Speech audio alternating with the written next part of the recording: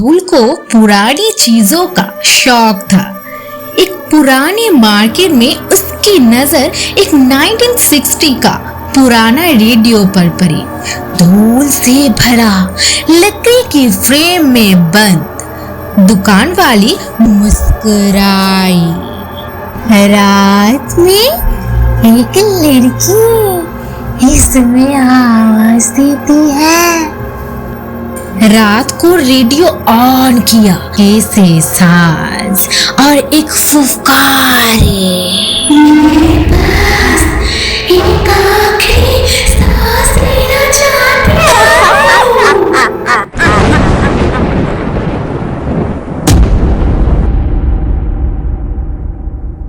हूँ। राहुल का पुराने और अजीब चीजों का बड़ा शौक था।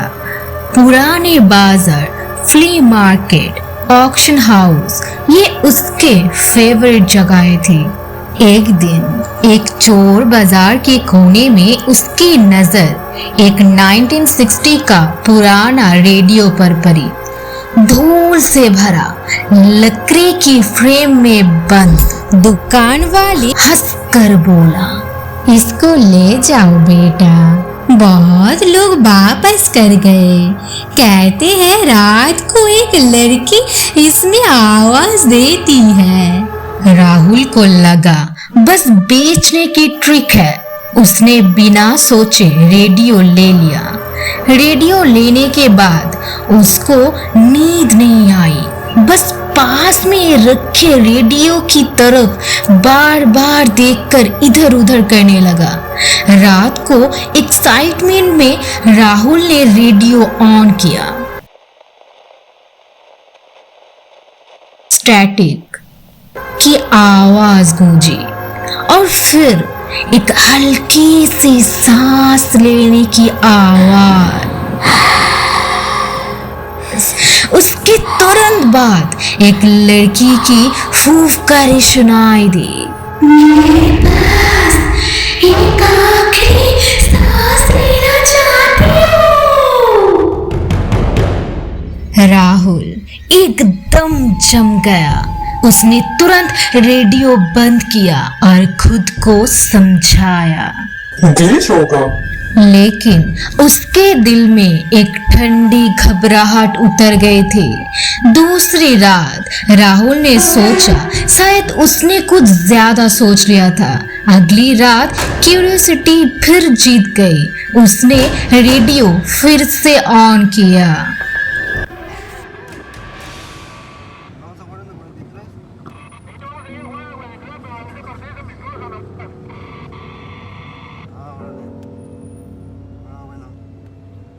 स्टैटिक के बीच इस बार सीधा एक हल्की सी हंसी गूंजी।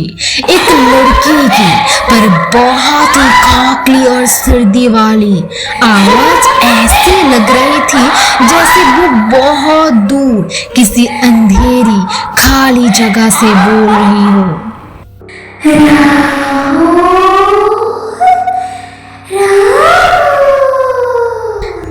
राहुल के गले में आवाज अटक गई। उसने रेडियो को घूर कर देखा। उसने अपना नाम लिया था। कैसे?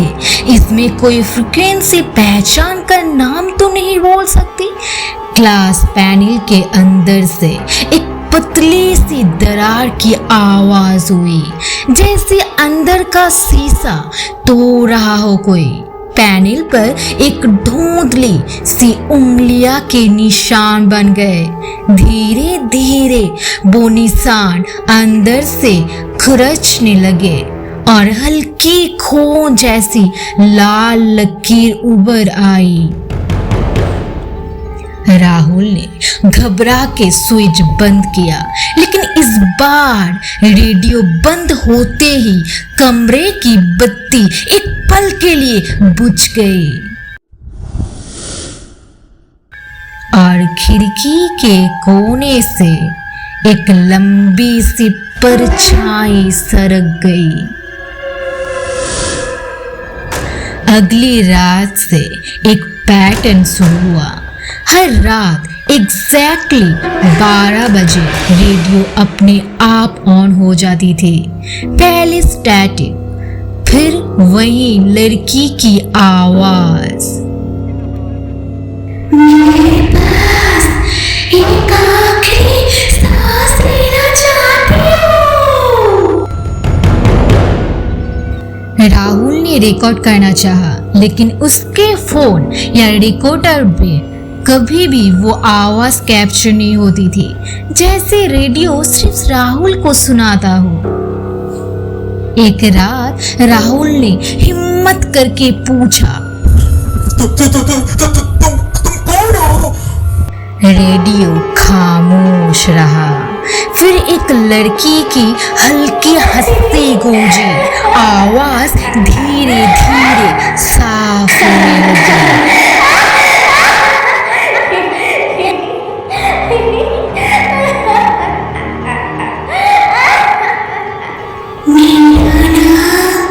अंजलि था, मैं गा सकती थी, रेडियो पर आवाज आती थी मेरी।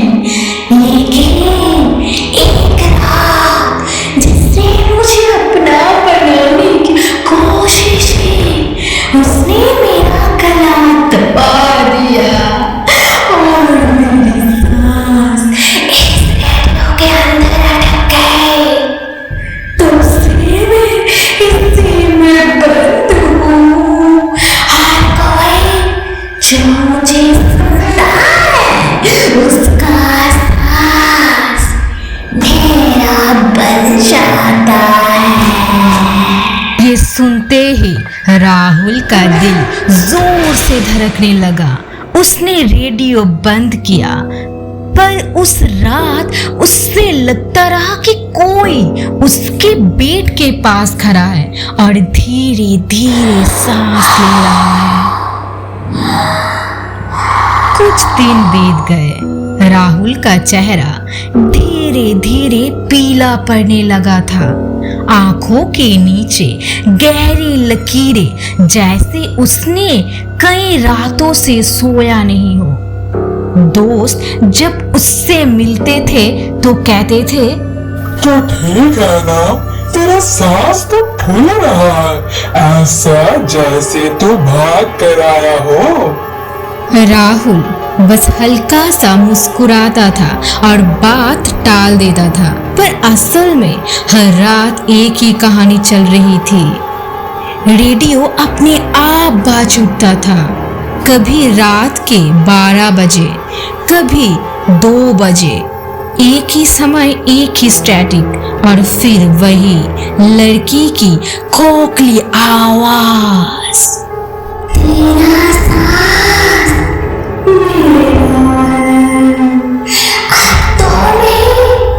मेरा हिस्सा बनेगा। राहुल जब रेडियो को बंद कर देता था तब भी आवाज खत्म नहीं होती थी।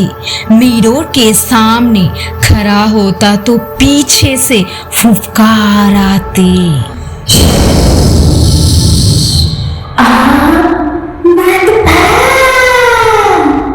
बाथरूम में पानी की बूंदों से हल्की हल्की हंसी निकालती।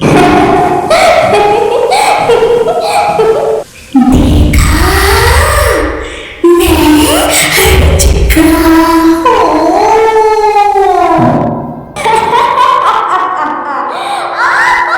और लाइब्रेरी के कोने में जब किताब खोलता तो बीच के पन्ने खुद ही पलटने लगते और बीच से वही लफ्ज गुनगुनाने लगते।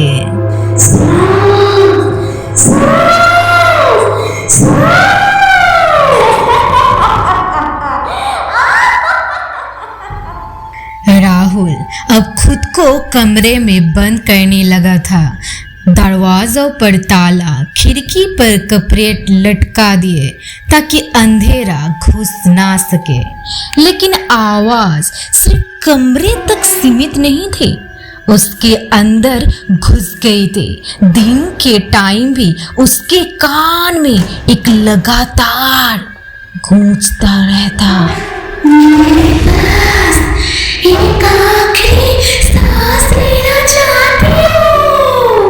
एक रात राहुल ने हिम्मत करके मिरर में देखा, पर जो चेहरा उसने देखा वो उसका अपना नहीं था। मिरर में एक लड़की का चेहरा था, पीला, मुरझा हुआ और आंखें काली खोखली। उसके होंठ हिल रहे थे, लेकिन आवाज राहुल के अंदर से आ रही थी।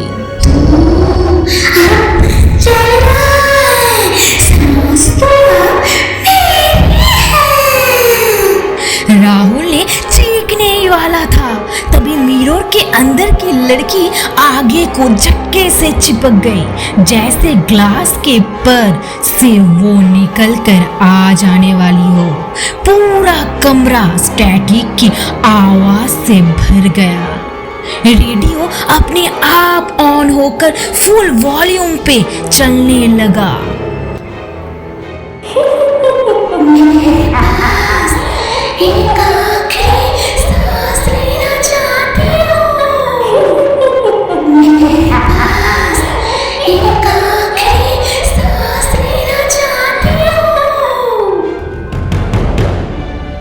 दिन बीतता गया।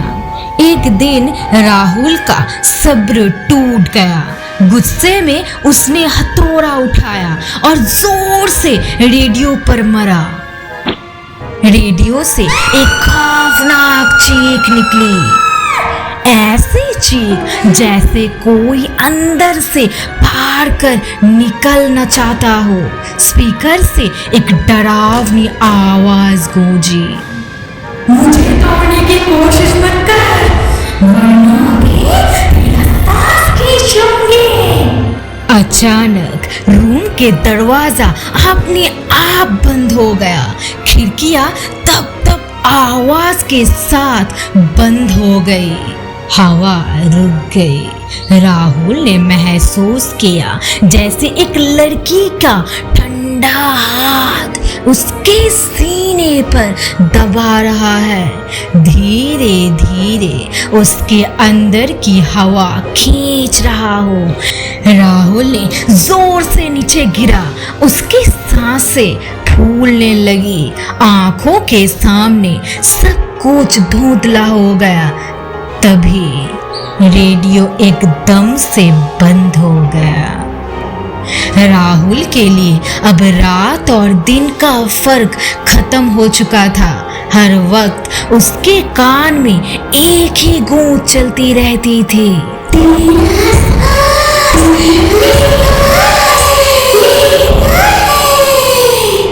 राहुल ने डिसाइड किया अब इस रेडियो को खत्म करना ही होगा।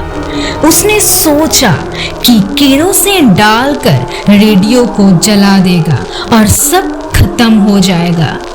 लेकिन जैसे ही उसने मैचेस जलाई, स्पीकर से निकली उसकी अपनी ही आवाज, मुझे मेरा सांस वापस दो, मुझे मेरा सांस वापस दो। उस पर राहुल का दिल ठहर सा गया। हाथ से मैच गिर गई और फ्लेम बुझ गई। रेडियो के स्पीकर से एक लड़की की चीख जैसी हंसी गूंजी,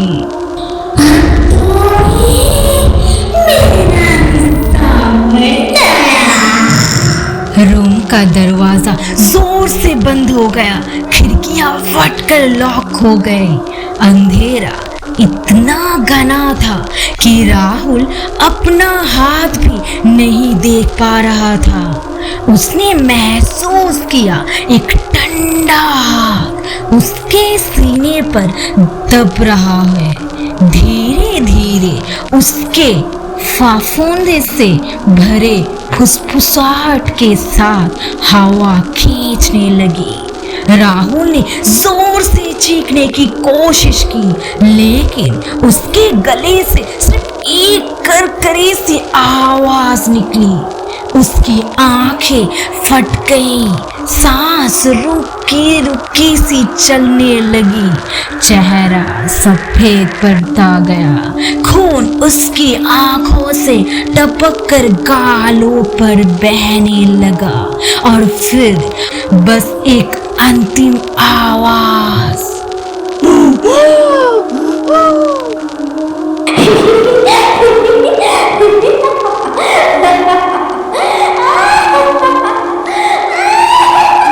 राहुल का जिस्म जमीन पर गिरा हुआ था, उसका मुंह खुला था, लेकिन अंदर कोई सांस नहीं बची थी। उसकी आंखें अभी भी खुली थी, बिल्कुल लाल, जैसे अंदर से जल रही हो। रेडियो चुप था, बिल्कुल सन्नाटा, जैसे उसने अपना नया शिकार निगल लिया हो। अगली सुबह जब पुलिस ने उसका कमरा खोला, अंदर सिर्फ रेडियो था। उसमें से स्टैटिक के बीच दो आवाजें आती थी। एक लड़की की आवाज, मेरे पास एक आखिरी सांस लेना चाहती हूँ, और राहुल की आवाज, मुझे मेरा सांस वापस दो, मुझे मेरा सांस वापस दो। दुकान वाला दूर से देखकर सिर्फ इतना बोला, मैंने कहा था उस रेडियो में एक लड़की की आत्मा बंद है, अब एक और आत्मा उसके साथ बंद हो गई।